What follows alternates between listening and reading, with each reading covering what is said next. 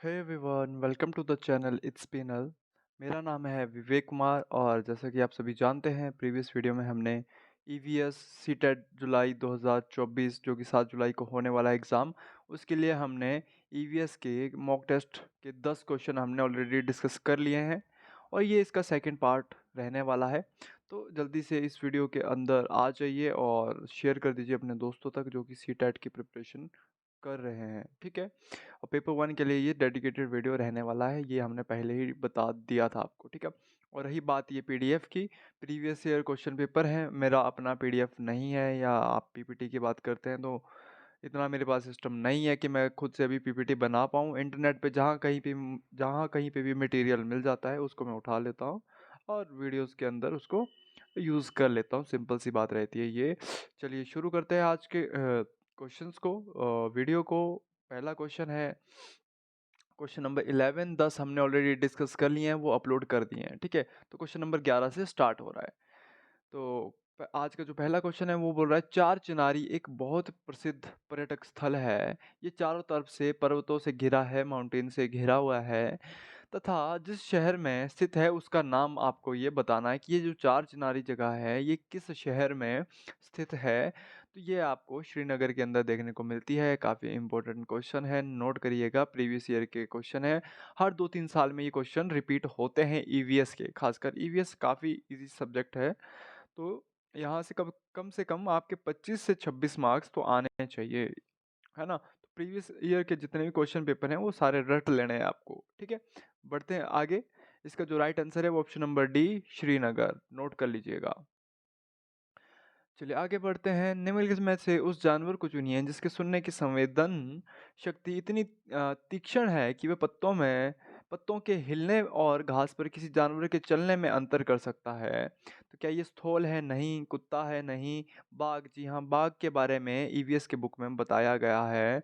जितने भी आपके जानवर हैं उनकी क्या स्पेसिफिकेशन है, क्या उनकी खासियत है, ये सारी चीज़ें आपको ईवीएस के बुक्स में जो कि देखने को मिल जाती हैं, ठीक है? तो option number C is the right answer यहाँ पे हो जाएगा। बाघ के सुनने की शक्ति काफ़ी ज़्यादा है, ठीक है? वो छोटी से छोटी आवाज़ को पहचान लेता है कि कहाँ पे कोई जानवर चल रहा है और कहाँ पे कोई हवा से पत्ता हिल रहा है, ये उसमें अंतर कर पाता है बड़ी आसानी से, ठीक है?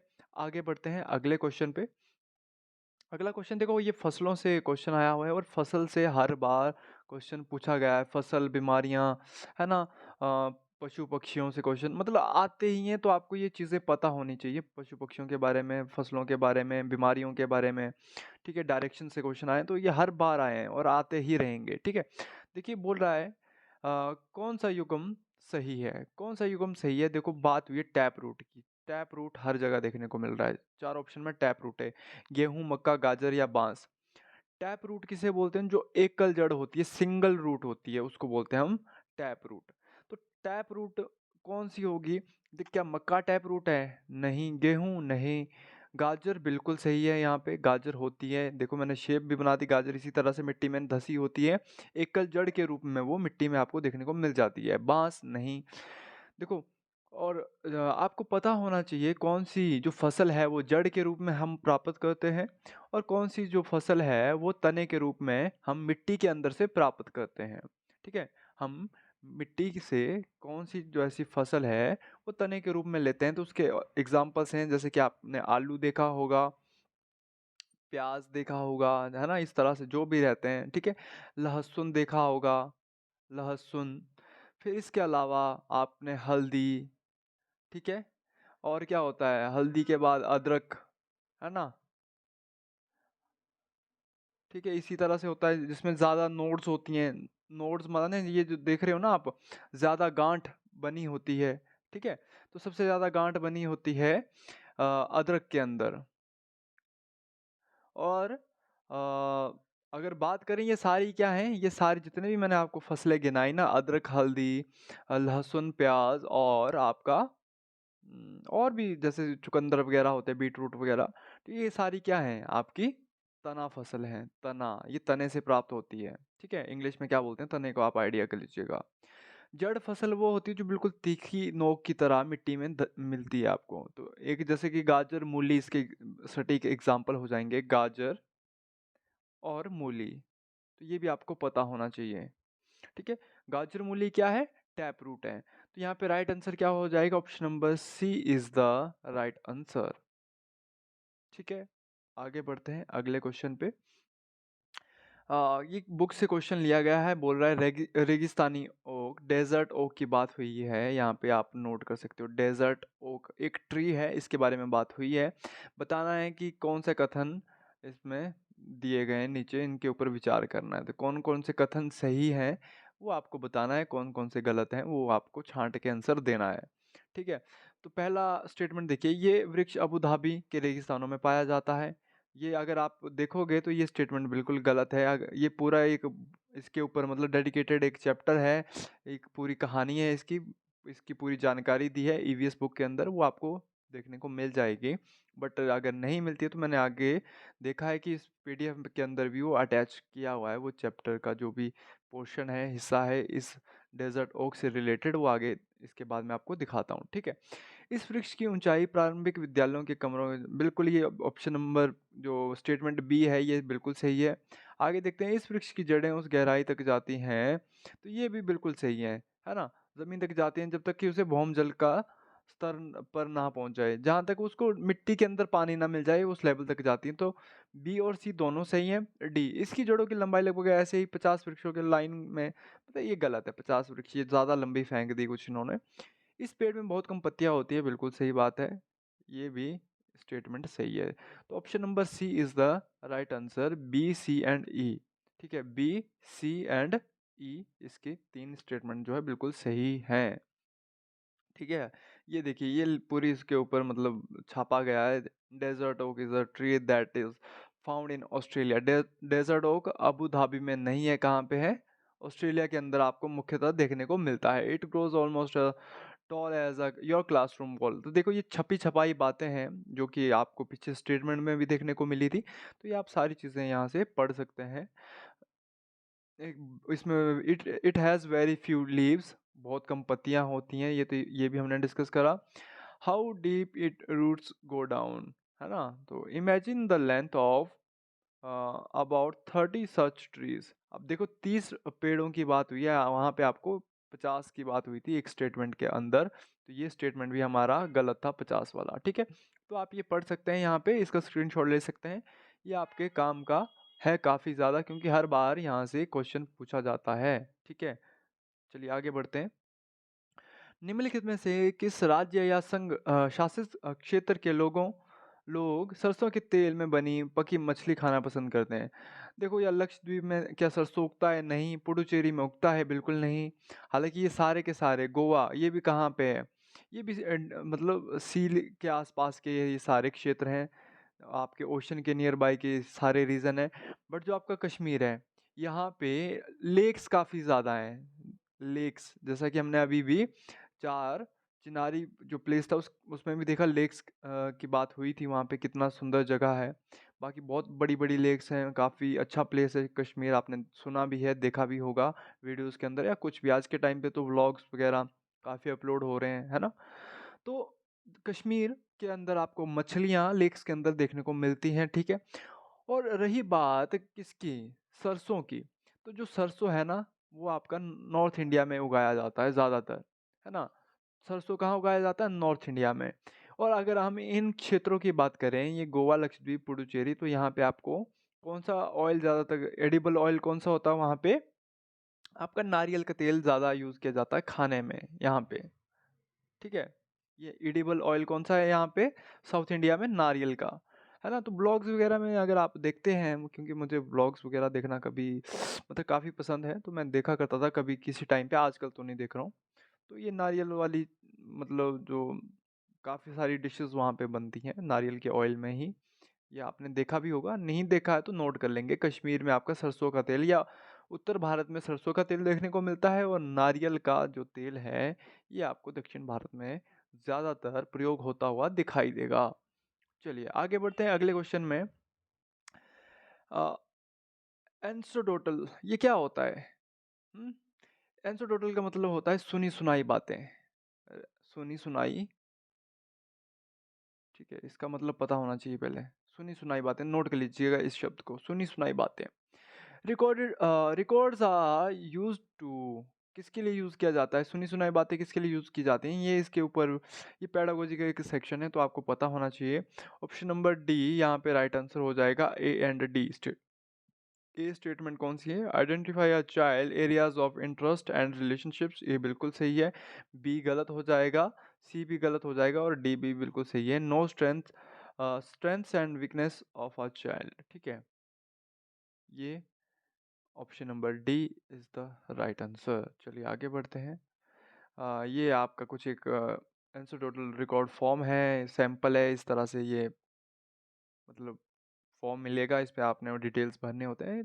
चलो, आपको पता होना चाहिए आंसर टोटल सुनी सुनाई बातें, इसका मतलब शाब्दिक अर्थ यही निकलता है। चलिए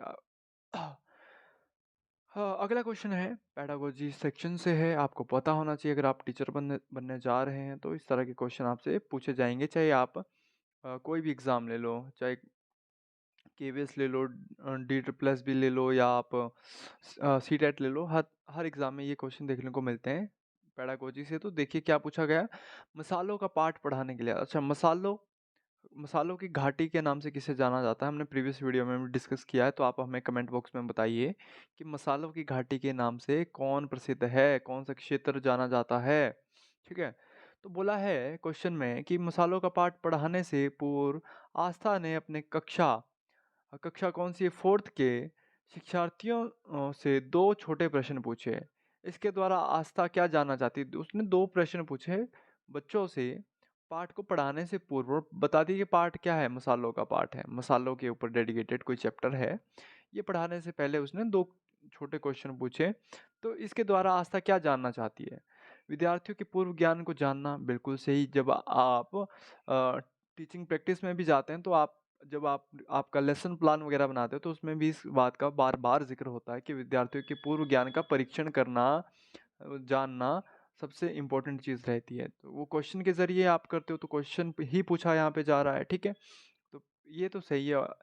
इसके बाद आपका देखो, कक्षा में बुद्धिमान विद्यार्थियों को पहचानना, नहीं नहीं, कक्षा में तो हम हर तरह के विद्यार्थियों को एक साथ लेके चलते हैं, तो ये स्टेटमेंट अपने आप में गलत है, बी गलत है।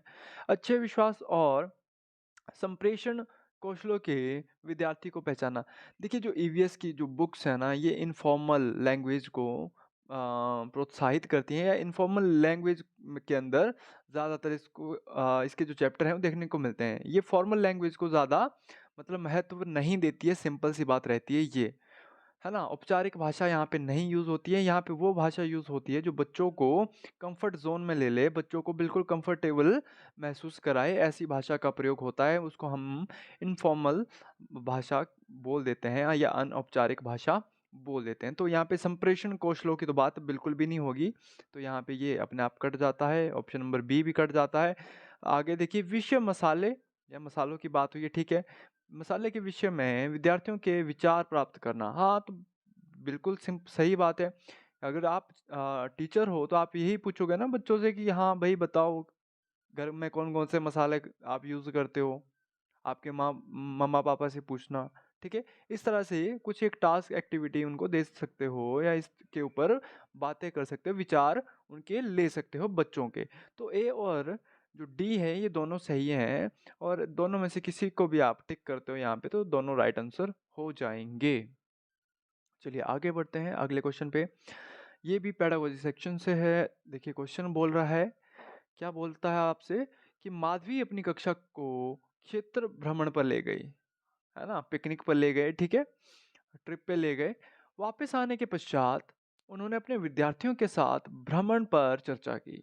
अच्छा, वापस जब क्लास में आए तो चर्चा तो होती है कि भाई क्या किया, क्या देखा, क्या आपको अच्छा लगा, क्या बुरा लगा, वो सारी चीज़ें डिस्कस होती हैं, बिल्कुल होती हैं। इसे जिस रूप में व्यक्त किया जा सकता है वह है, वो क्या चीज़ है? तो अधिगम का आकलन है। अधिगम का आकलन कैसे कर सकते हो? नहीं, अधिगम के लिए आकलन हो रहा है यहाँ पे कि कुछ हम नई चीज़ें जानने के लिए उसका असेसमेंट कर रहे हैं।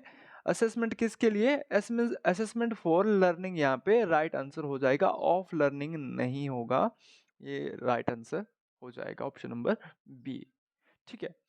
प्रभावी शिक्षण अधिगम केवल तभी संभव होगा जब, देखो, प्रभावी, इफेक्टिव इफेक्टिव टीचिंग लर्निंग की यहाँ पे बात हुई है, तो देखिए कौन सा ऑप्शन सही है। शिक्षक अपनी पाठ्य योजना को पूर्ण करने के लिए कार्य करे। सिर्फ पाठ्य योजना, जो मैंने पाठ्य योजना बनाई है, नहीं यार, नहीं, गलत है भाई ये। आपको पता होना चाहिए ना कि पूरा फोकस किस पे रहता है। आज की जो एजुकेशन है वो बाल केंद्रित है, अध्यापक केंद्रित नहीं है, या पाठ्य योजना केंद्रित नहीं होगी। बच्चों को क्या समझ आ रहा है और किस तरह से समझ आ रहा है, इस पे ज़्यादा बात होती है, इस पे ज़्यादा चर्चा होती है, ठीक है? तो ऑप्शन नंबर ए तो इसी तरह से गलत हो जाता है कि पाठ्य योजना को ही पूर्ण करना है, सिर्फ पढ़ाना है, बस मेरे मुझे अपने काम से पल्ला झाड़ने वाली बात हो गई, ठीक है? बच्चे को सिर्फ पढ़ाना ही पूरा काम नहीं हुआ, बच्चे को समझ आना चाहिए, बच्चे को कंफर्ट में लेना सबसे बड़ी बात होती है यहाँ पे, ठीक है? अगला है, शिक्षक विद्यालय आदेश का पालन करने के लिए कार्य करे। अरे विद्यालय का आदेश नहीं, बच्चों को पढ़ाने के लिए, बच्चों को समझ आए, बच्चों के सही मतलब सही लर्निंग के लिए टीचर काम करे, ये होना चाहिए। तो यहाँ पे तो ये गलत है। शिक्षक अपने सहयोगियों के निर्देशों पर क्रियाकलाप आधारित अधिगम के लिए पाठ्य योजना को संपादित करें। अपने सहयोगियों की कहाँ बात हो रही है? जहाँ पे जब तक आपको स्टूडेंट को देखने को ना मिल जाए ना, जब तक हाँ, ये देखो, यहाँ पे देखो, शिक्षक के द्वारा आयोजित क्रियाकलापों से बच्चों को ज्ञान का निर्माण करने और संप्रतियों को समझने में सहायता मिले। बिल्कुल सही है। टीचर जो है एक बच्चे के लिए काम कर रहा है, एक स्टूडेंट के लिए काम कर रहा है, ना कि अपने सहयोगियों के लिए। बिल्कुल सहयोगी गलत हो जाएगा। ना ही विद्यालय के लिए कि विद्यालय का नाम हो जाए, विद्यालय में ये हो जाए, मतलब मेरा नाम हो जाए किसी तरह से, या विद्यालय का नाम हो जाए, बस इसी के लिए काम करना है। नहीं, जब तक आप बच्चों के लिए अच्छा नहीं करोगे तो विद्यालय का नाम कैसे होगा? समझ रहे हो? तो option number D is the right answer हो जाएगा। जब तक बच्चे के लिए टीचर कुछ ना करे तब तक वो सही ऑप्शन नहीं होगा। ठीक है, चलिए आगे बढ़ते हैं अगले क्वेश्चन पे। अगला क्वेश्चन है, समूह कार्य द्वारा ईवीएस पढ़ने के अधिगम में व्यस्त बच्चों के सामाजिक व्यक्तिगत गुणों का आकलन करने के लिए सर्वाधिक उपयुक्त उपकरण होगा। कौन सा होगा? नियत कार्य? गलत। पेपर पेंसिल परीक्षण? सिर्फ पेपर पेंसिल नहीं, श्रेणी। देखिए, रेटिंग स्केल सबसे उपयुक्त विधि रहती है, इसके बारे में हमने ऑलरेडी पढ़ के रखा है। जब आपकी टीचिंग या आपकी ट्रेनिंग पे आप गए होते हैं डाइट वगैरह में, या कहीं पे भी, कहीं जहाँ पे भी आप पढ़े हैं, अपने आपके आपकी ट्रेनिंग जो कंप्लीट हुई है, तो रेटिंग स्केल की काफ़ी ज़्यादा बात हुई है, इसके बारे में ऑलरेडी आपने पढ़ा होगा। तो ये आपका राइट आंसर हो जाएगा। श्रेणी मापनी, या इसको हम रेटिंग स्केल कहते हैं। तो सबसे उपयुक्त जो मेथड है वो यही है, इसको नोट कर लीजिएगा, ऑप्शन नंबर सी। ठीक है, ये वो रेटिंग स्केल की बात हुई है, इसको छोड़ दीजिए। आगे ये क्वेश्चन नंबर 21 पे, एक ईवीएस के शिक्षक के रूप में अपनी कक्षा के समूह क्रियाकलाप की योजना बनाते हुए आप निम्नलिखित में से किन कारकों पर विचार करेंगे? पहला है, ए है बच्चों में अभिरुचि जागना, बिल्कुल सही बात है। बी है प्रकृति में समावेशी, इंक्लूसिव इन नेचर, बिल्कुल सही है। ईवीएस की बात हुई है भाई, तो नेचर तो होगा ही, है ना?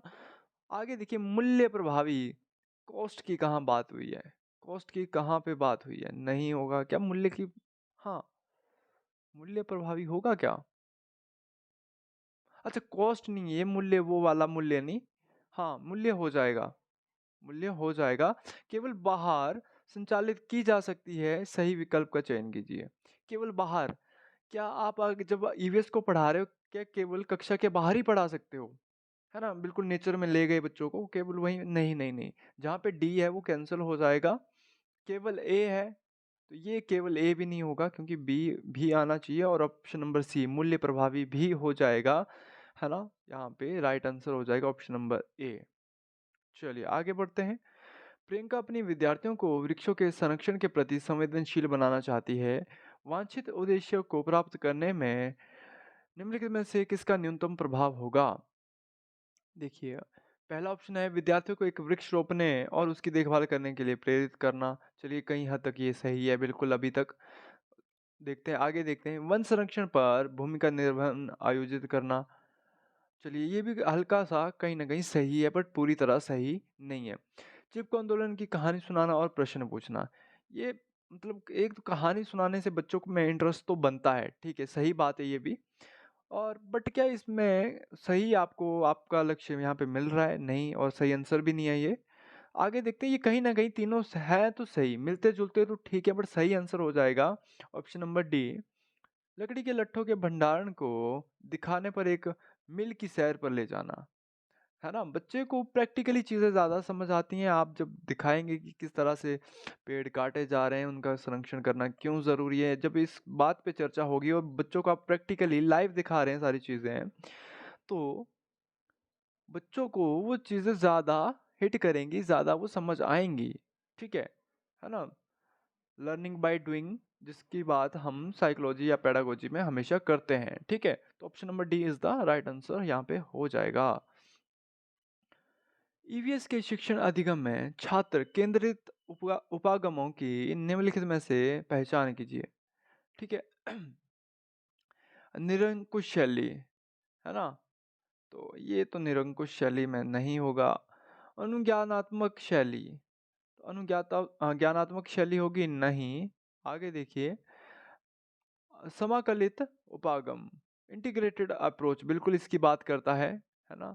इसकी बात होती है, तो ये ऑप्शन नंबर सी तो सही है। और देखते हैं प्रक्रिया अभिमुख उपागम, तो ये भी सही है, प्रोसेस ओरिएंटेड अप्रोच, ये सी और डी दोनों सही हैं यहाँ पे। तो सी और D is the right answer हो जाएगा। आगे देखिए, values are part of our dash behaviour system, तो values are part of our affective behaviour system, cognitive behaviour system, psychomotor नहीं होगा, इफेक्टिव एंड कॉग्निटिव बोथ भी नहीं है। ये option number A is the right answer, affective behaviour system. है ना? Values की बात हुई है, तो वैल्यूज आपके भावात्मक, भावात्मक की बात करिए, भावात्मक व्यवहार परक तंत्र की बात यहाँ पे हो रही है। Option number A is the right answer. चलिए आगे बढ़ते हैं, अगले क्वेश्चन को देखिए। ईवीएस इस प्रकृति की उत्तम व्याख्या की जा सकती है। देखिए, अब इनमें से आपको सही ऑप्शन छानने हैं कि कौन से इन चारों में से, ठीक है? तो ये कई विषयों को समाकलित करता है। बिल्कुल, हमने अभी बात करी थी कि इसमें से आपको साइंस के विषय भी सम्मिलित किए जाते हैं। देखिए, ईवीएस एक जो आपका सब्जेक्ट है, जो प्राइमरी लेवल पे पढ़ाया जाता है या 8th लेवल तक का जो ईवीएस की जो किताबें हैं, उनमें आपको क्या देखने को मिलता है कि ये सारी मतलब सारे एसएसटी को समाहित करे हुए हैं, है ना? इसकी जो ईवीएस की जो 6 थीम्स हैं, उन पे आधारित हैं, वो सारी आपकी साइंस से रिलेटेड हैं, आपकी एसएसटी से रिलेटेड हैं। तो ये बिल्कुल, ये कई विषयों को समाकलित करता है, अपने अंदर समाता है, बिल्कुल सही बात है। ये बाल केंद्रित है, बिल्कुल सही बात है। ये दोनों सही है। ये अनुभव जन्य है, क्या ये सही बोल रहा है? ऑप्शन नंबर सी बिल्कुल सही बात है। अनुभव, एक्सपेरिमेंट, आप अनुभव से ही तो सीखते हैं, ठीक है? ये शिक्षण आधारित है, ये शिक्षण पर आधारित नहीं है, तो ये ऑप्शन नंबर आपका ए सही आंसर हो जाएगा। ए, बी और सी तीन स्टेटमेंट बिल्कुल सही है। बाकी तो हमने ऑलरेडी सारी चीज़ें डिस्कस कर ली। देखिए, बुक की अगर बात करें ना, तो ईवीएस की बुक क्या कहती है? देखो, ये रटंत विद्या पे, रटंत विद्या को मतलब सपोर्ट नहीं करता है, ना ही ये हाई डेफिनेशन को सपोर्ट करता है कि डेफिनेशन भारी भरकम डेफिनेशंस आपको आनी चाहिए। तो डेफिनेशंस को भी ये मतलब आधार नहीं मानता है, रटंत विद्या को भी आधार नहीं मानता है, इनफॉर्मल लैंग्वेज, फॉर्मल लैंग्वेज को भी ये आधार नहीं मानता है। फॉर्मल लैंग्वेज में बोल सकते हैं कि बुक्स इसके आधारित नहीं है। ये इनफॉर्मल लैंग्वेज में आपको इसकी बुक्स देखने को मिलेंगी, किताबें जो हैं ईवीएस की, ठीक है? तो ये 3-4 चीज़ें आपको ईवीएस के बुक के बारे में पता होनी चाहिए। चलिए आगे देखिए, कम से कम ऐसे 3 शब्दों को विकल्पों का चयन कीजिए जो पर्यावरण की व्याख्या करते हैं। वनस्पति जात और प्राणी जात। चलिए, ठीक है, ये भी सही है। आगे है जैविक और अजैविक, बायोटिक और अबायोटिक। ये भी बिल्कुल ईवीएस के अंदर इसके ऊपर डेडिकेटेड चैप्टर आपको देखने को मिलते हैं, है ना? और कई बड़े-बड़े एग्ज़ाम में भी इनसे क्वेश्चन पूछे गए हैं, चाहे एचएस, आईएएस आप ले लो, हर बार यहाँ से क्वेश्चन पूछा गया है, ठीक है? सामाजिक एवं सांस्कृतिक, बिल्कुल सही बात है। सामाजिक एवं सांस्कृतिक है क्या? हुँ, बिल्कुल सही बात है, ठीक है? रचनात्मक एवं जिज्ञासु नहीं है। Option number B is the right answer हो जाएगा, ए, बी और सी। ये पहले तीन। Flora and fauna, biotic and abiotic, बिल्कुल सोशल एंड कल्चरल की बात होती है ईवीएस के अंदर। इतने सारे एस्पेक्ट्स एस्पेक्ट्स को ये लेके चलता है। ठीक है, ये बात बिल्कुल सही है। Option number B is the right answer. चलिए आगे बढ़ते हैं। In EVS teaching learning process, linking classroom experiences with real life experiences outside classroom best implies, क्या है भाई बताओ? implies बताइए। पठ्य पाठचर्या के क्षेत्र से बाहर जाना, विशिष्ट स्तर से बाहर जाना, पाठ्य पुस्तकों से बाहर जाना, विद्यार्थियों के स्तर से बाहर जाना, तो पाठ्य पुस्तकों से भी बाहर जाना। ईवीएस ऐसे ही तो सब्जेक्ट है। ये केवल पाठ्य पुस्तकों में नहीं है, आपके आसपास आपके सराउंडिंग में सारा ही सारी जितनी भी चीज़ें हैं वो सारा क्या है, ईवीएस का हिस्सा है। ये पूरा ब्रह्मांड, ये पूरी सृष्टि क्या है, आप बोल सकते हो कि ईवीएस का ही हिस्सा है, एनवायरनमेंट का ही हिस्सा है। और ज़रूरी नहीं कि ईवीएस केवल किताबों में ही देखने को मिल रहा है। ईवीएस आपके हर जगह फैला हुआ है, आपके मतलब कण-कण में ईवीएस फैला हुआ है, आप ये बोल सकते हो। Option number C is the right answer. ठीक है। कक्षा 5वीं की ईवीएस पाठ्यपुस्तक के कुछ पाठों में से सर्वे और लिखो सम्मिलित किया गया है। इसका उद्देश्य विद्यार्थियों को खोजने एवं सीखने का अवसर देना। बिल्कुल सही बात है। Option number A is the right answer. बाकी आगे देख लीजिए। विद्यार्थियों को अनुभव देना, सिर्फ एक्सपीरियंस देना नहीं। विद्यार्थियों के प्रयोग कौशलों को बेहतर बनाना, सिर्फ प्रयोग ना ना ये भी नहीं है। विद्यार्थियों के सामान्य जागरूकता को बेहतर करना, ये है कहीं तक हद तक है। बट बट सही जो सटीक आंसर है वो option number A is the right answer हो जाएगा। निम्नलिखित में से कौन ईवीएस की प्रभावशाली युक्ति है ना? कौन सी प्रभावशाली युक्ति है? देखो, लेक्चर मेथड, केवल लेक्चर नहीं। प्रैक्टिकल, हाँ हो सकता है, जैसे कि हमने कहा ना कि घुमाने ले जाओ उनको, तो ये तो बिल्कुल सही लग रहा है। रोल प्ले, भूमिका निर्वहन करना, ये भी बिल्कुल सही। ये दोनों की बात ईवीएस के अंदर होती है, प्रैक्टिकल और रोल प्ले की। ठीक है, ये नोट कर लेना आपने दोनों पॉइंट। और डेमोन्स्ट्रेशन, ये डेमोन्स्ट्रेशन आपने देखा है ना, प्रदर्शन विधि। प्रदर्शन की अगर हम बात करें, जैसे कि आप मॉडल बनाते हो कोई, है ना, स्कूल वगैरह में आपने कोई ना कोई मॉडल बनाया होगा। तो क्या ईवीएस के मॉडल बनते थे? नहीं बनते थे। आप किसके बनाते थे? साइंस के। साइंस के लिए बनाते हैं ये। तो जब जब भी डेमोन्स्ट्रेशन की बात होगी, प्रदर्शन की बात होगी, ये साइंस के लिए सही चीज़ है, बट ईवीएस के लिए प्रैक्टिकल और रोल प्ले यहाँ पे दोनों सही हैं। और लेक्चर तो फिर जो लेक्चर मेथड सबसे बोरिंग होता है। ठीक है? ये तो सुना ही होगा, जैसे हिस्ट्री पढ़ते-पढ़ते नींद आ जाती है। मैं अपनी बात करूँ तो, ठीक है? बट है ना, पढ़ाई करनी पड़ती है, चाहे जिस वे में भी करें आप, चाहे बोर ही लगे फिर भी करनी पड़ती है, ठीक है? चलिए लास्ट क्वेश्चन है आज का। नए विषय सीखने हेतु ईवीएस के शिक्षण अधिगम के जिस उपागम में विभिन्न कौशलों का उपयोग होता है वह है, तो आपका वो प्रोसेस अप्रोच है। बिल्कुल सही बात है। बाकी इसमें से आपको कोई भी देखने को नहीं मिलेगा। देख लीजिएगा, the approach of teaching learning of EVS that uses different skills to learn new things is process approach is the right answer. Conceptual की बात नहीं करता है ये। इंटीग्रेटेड कहीं हद तक सही है, बट जो सबसे सही है वो क्या है? वो है प्रोसेस अप्रोच। एक्टिविटी अप्रोच भी कहीं ना कहीं ठीक है। सी और डी कहीं ना कहीं सही है, बट जो सबसे सटीक है वो है प्रोसेस अप्रोच। तो जो कि ये प्रीवियस ईयर का क्वेश्चन है, तो आपने पहले भी पढ़ा होगा। तो option number B is the right answer. बाकी चलिए मिलेंगे बहुत जल्द। इस वीडियो में इतना ही। अपना ख्याल रखिए, अपनी पढ़ाई का ख्याल रखिए, और सीटेट के लिए सभी अभ्यर्थियों के लिए ऑल द बेस्ट। तैयारी करते रहिए। सीटेट के रिलेटेड हम और भी वीडियोस लाते रहेंगे। बाकी आप अपने मॉक टेस्ट लगाइए और अपने आंसर हमें कमेंट बॉक्स में बता दीजिएगा।